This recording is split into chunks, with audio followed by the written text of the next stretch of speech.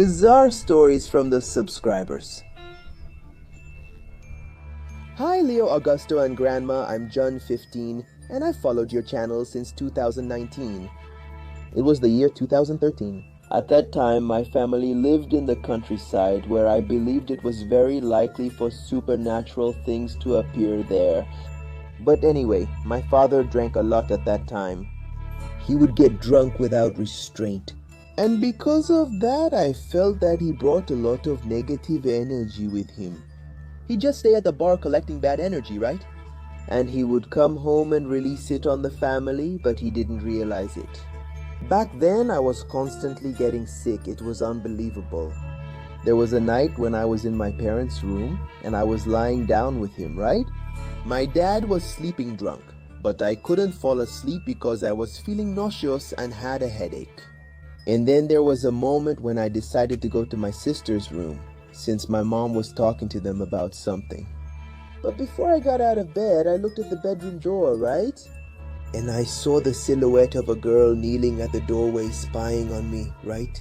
Just with her head inside the room. She had her head kind of tilted and had long hair that touched the floor. I thought it was my sister, right? Because she has long hair, man. So I asked, "Is that you, Monica?" But she didn't respond or move. She just stood there staring. I wasn't scared then, so I stayed, even though I thought it was my sister, right? Checked on her younger brother and ended up dozing off for nearly half an hour, right? And when I woke up, I saw that the silhouette was still there. Then I realized it wasn't my sister, man. At that moment, I focused on that person, and I started to feel really sick, and I started screaming too, man. The fear and nausea were there, but incredibly, man, my dad didn't wake up, and my mom didn't come to see what was happening either. So I just covered myself with the blankets, and around 1 in the morning, the silhouette was already gone. I got up and went to my sister's room without telling them what happened. After that, I remember nothing else. And in 2022, I was talking to my mom about supernatural things, and I mentioned this, right? My mom said that actually the silhouette wasn't looking at me, but at my dad, who was lying next to me, sleeping. Since he was drunk. And the demon was probably focused on him, not on me. I saw that creature as my sister, since she was the only reference I had of someone with that small stature and long hair. But actually, that thing's appearance was different. Thank God, my father stopped drinking and nothing strange ever happened again. Guys, I released another comic in the store, cartoon. Cat vs. Siren is a story that takes place in a land destroyed by these bizarre creatures and shows the battle between these two titans. Who will be the winner of this battle? That's the big question we all want to know. And if you don't know, we have the story of Leo, Augusto, and Granny in an adventure against the forces of evil. Neighborhood children are mysteriously disappearing. What could be happening? Will Leo and Grandma be able to solve this mystery? We have other comics too. Add the store's WhatsApp and we'll be here to help you. Hello, Leo, Augusto, and Grandma. I'm Janaina. There was a time when there was a really cool amusement park here in the city. It had a lot of rides. So there was a weekend when, after I insisted a lot, my parents finally agreed to take me. They had something I'd never seen. It was a really big area with a ball pit, bridges connecting to other places, and you could jump from anywhere. It was awesome, so I waited in the huge line, eagerly waiting for that place. The ticket my mom bought was good for half an hour of fun. There were tickets for 1 hour and others for 3 hours. I wonder what kid could play there for 3 hours. But it made sense because the playground had a lot of balls. It was huge. You could explore a lot. Yeah, I'd stay there for 3 hours. It was about 300 square meters of pure adventure. Then it was my turn. That was wild. I had never seen anything as immersive as that park. It felt like I was in a Jurassic jungle. There was a zip line shaped like a pterodactyl. So I went for it, right? I managed to get a lot of momentum and throw myself down there into the ball pit. It was awesome. Then I climbed up somewhere else to take another zip line. And then I saw a boy down below looking kind of sad, and he was holding his foot. I asked him what happened and he told me he had been attacked by some creature while he was under the balls. I asked if it couldn't have happened when he fell, if maybe he landed awkwardly, but he swore to me up and down. No, he said it was a snake that was submerged. He pointed to the other child who had been caught by that snake and was lying unconscious on the ground, man. I believe they were playing a role-playing game and just left from there. I kept having my fun, right? So I jumped. To my surprise, when I was swimming deep in the ball pit, I felt that I touched something different with my hands. It felt like a smaller ball and it had a different texture. Those weren't the plastics I was used to passing through, right? So I picked it up and looked. Leo, it looked like an egg, but it wasn't a chicken egg, right? It seemed different, so I picked it up and put it in my pocket. But that's when things started to get weird for me. I started to feel like there was something behind me. I was always seeing shadows, and when I focused my eyes, there was nothing there. As I was about to leave, my signal device vibrated, so I reached into my pocket. That's when I felt something wet and a sting on my finger. That egg was from a snake and I had just been bitten. Man. My desperate parents saw what happened and took me to the hospital. I don't remember because I fainted. They told me later that I would never go back there again. Because they found 2 lifeless children in that place, then I remembered those 2 who were there. I keep wondering how long that creature could have been there and how many children might have died. Bizarre stories from the subscribers. Thanks for reading my story, Leo, Augusto, and Grandma. I'm Josivan. I only believe what happened to me because I experienced it myself. So I don't judge anyone who doesn't believe me because if I heard it from someone else, I would doubt it too. I always took on some yard work, like weeding people's backyards to make some extra money. Since my parents wouldn't let me have a job, I did these odd jobs instead. There was a house that was always neat, everything trimmed perfectly, but after a while, it started to get really overgrown. I thought it was an opportunity for me to expand my business, so I knocked on the door of the house, but nothing. I looked at the windows for a while, but saw no one. So I left. The following day, I returned from school in the late afternoon. When I passed by there, right? I see a man. He introduces himself as Senior Aristides. He said he wanted my help. Hello, young man. You were looking for me, right? I need you to take care of my lawn. I had some trouble with my previous gardener, and he won't be able to come anymore. That's fine, but how did you know I do this kind of gardening? I saw you near my gate, and the next day I trimmed the grass and more. I worked for about 2 hours. However, I noticed something. Well, I saw a pile of dry leaves at the back of the yard. I went to collect them, and when I removed them, I saw the soil was disturbed. It seemed like something was buried there. I didn't care. Finished the job, bagged everything, and looked for the old man to get paid, but couldn't find him. I knocked on his door a few times and the old man didn't show up, man. I spent several days going by there and didn't get any response. Man, did the guy just bail on me? After about 15 days when I passed by his house, the old man showed up. Mr. Aristide, where's my payment?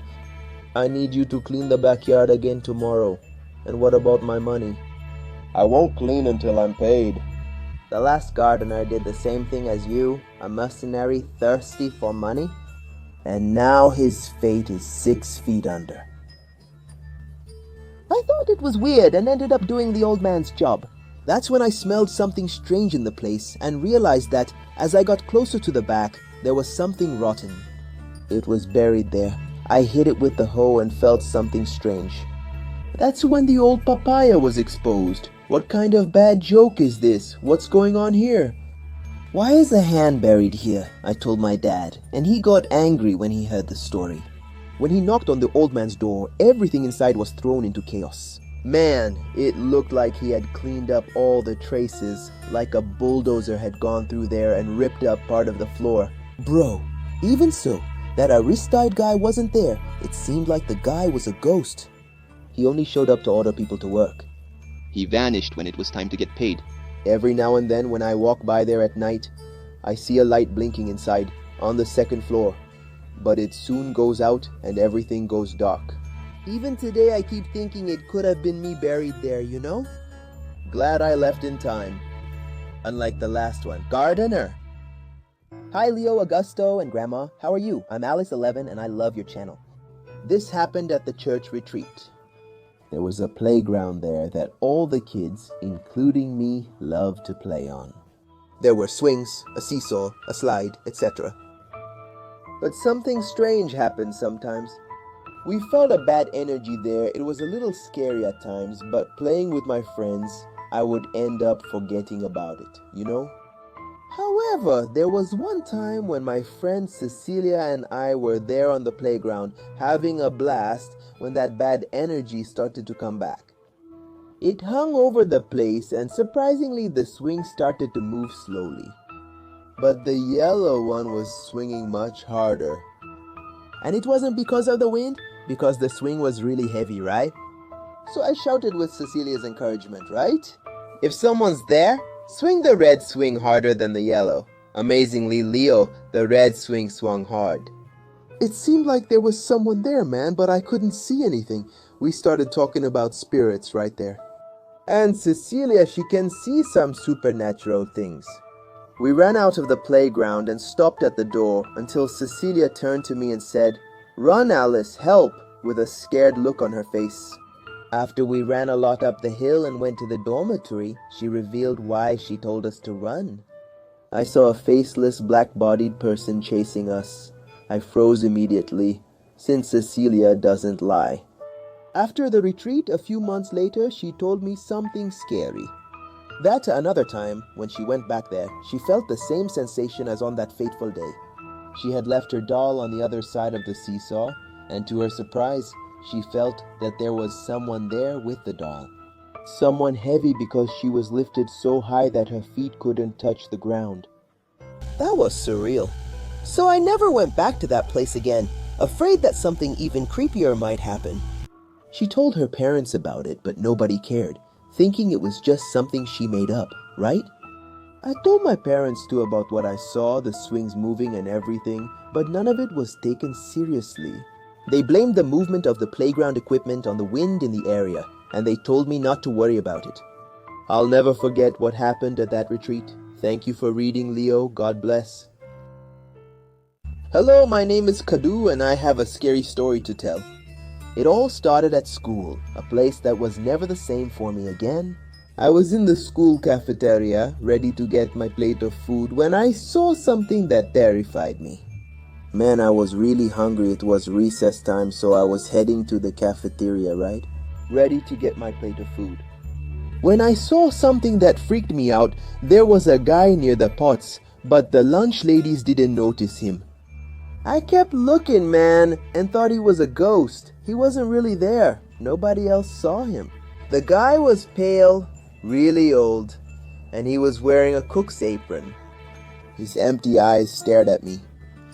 I think he realized that I saw him, you know? Before I could run away, I saw something even more horrible. He started putting a special seasoning in everyone's food, but this seasoning wasn't something good. It was maggots. Man, he regurgitated that stuff right into the big old pot. That slimy stuff came out of his mouth and straight into the food. I warned my friends and teachers, but no one believed me. However, over time, the kids at school began acting strange. Everyone seemed slower, having trouble concentrating. And getting bad grades, I was affected too, apparently. I started to feel the same thing, man, that everyone else was feeling. Trouble concentrating. Bad grades, and I started blaming my low grades on the macabre seasoning from that ghost that had been put in the food. I told this to my mom, but she thought I was making up stories just to avoid getting scolded for my bad grades. But things got worse. My belly started to mysteriously grow, and I couldn't understand why. I stopped eating at school, you know, but it didn't help. A week later, my belly got bigger, man. It became huge, and I didn't wake up that day. It was like I was in a coma. I was admitted to the intensive care unit and the doctors found out that I was full of parasites in my stomach. Fortunately, after a month, I went back to school, but everything was already different. Other children weren't as lucky as I was. There were several deaths there and nobody knew what was happening. Only I knew the truth. But who would believe a story like that? I told my friends that the ghost cook was putting bad stuff in that food, but it was hard to make anyone believe me. The school staff replaced the water tank, thinking there was some kind of parasite in it. Or maybe a rat died and fell in there, making the kids sick. But I don't believe that. That experience marked me forever. Even after everything, I still tried to warn people about what I saw. I never went into that kitchen again. I won't even get water there. Are you kidding? Even today, a bunch of people have huge bellies at that school and walk around like zombies. I already know what it is. Hello, Leo, Augusto, and Grandma. I'm Ryan, 11. I have a creepy story for you. One time I was at school and it was time to leave. I had a bike and together with my friends, I loved to race. To find out which bike or cyclist was the best or fastest, right? Because deep down, it's us who pedal, you know what I mean? So I got on my bike and did the race. But I found a shortcut through the forest. It cut the way. I'm going to get ahead of those fools, so I went through there. Halfway there, my bike hit a rock, man, and I fell hard on the ground. I scraped my knee. And the chain, right? Did it come off, man? Actually, it broke, so I had to walk with my bike. So, that shortcut ended up making me late? While I was passing through the woods, I saw an old cabin there. The door was kind of open. I checked if anyone could help me. When I entered the cabin, everything was old, messed up, and broken, and I saw a picture of a lady and her daughter. I decided to leave because I was starting to get scared. But the door was closed now. I didn't leave that open. And the inside of the house turned on the lights. It seemed like everything was different. There was the lady and her daughter looking at me. They were sitting at the table, lunch was served. My God, what is this? So I said, "Hello, ma'am. My bicycle chain broke. Do you have any tools I could use?" "Pliers and a hammer. Will that fix it? I have them, but aren't you hungry?" "Join us and have something to eat. Afterwards, we'll fix your bicycle problem." The smell was amazing, almost like a feast. Her daughter didn't say anything. She just kept looking at me. She was really pretty, so I sat down to eat. Looking closer, the house was spotless inside. Just now, I felt like everything was old and falling apart. I'm going crazy. When I grabbed the chicken thigh and took a bite, I felt a slight pain in my arm, man, but I didn't care. It must be some after effect from the fall, right? And now that my body has cooled down, I can feel it. So I kept eating, and that pain kept getting worse. Until out of nowhere, I hear my friends calling me. It sounded like they were really far away, and suddenly their voices got louder. I just felt a slap on my face that knocked me to the ground. Man, I fell off the chair. Everything was messed up again, and now my friends are calling me. "Ryan, wake up! Are you crazy? What are you doing here?" I was in a crazy illusion created by those two. And actually, what I thought was the chicken was actually my arm, man. I was biting my own arm, that's right. My friends even tried to warn me not to take that shortcut, but I thought I was way ahead of them, right? They couldn't say anything in time. I'd never experienced that before. My arm was messed up with a large bite mark. At home, I told my mom it was a dog, right? Because she wouldn't believe me if I told her the truth. My mom took me to the hospital, right? That same day, man, I got a shot, got some stitches there, got a bunch of stitches in my arm, but after a while, man, I got better. However, I never went through that place again. Are you crazy, man? To this day, I keep wondering who those two were. Were they there to take my soul or something like that? Or maybe I was supposed to be their feast, right, man? They served all that food, but in reality, it was just an illusion.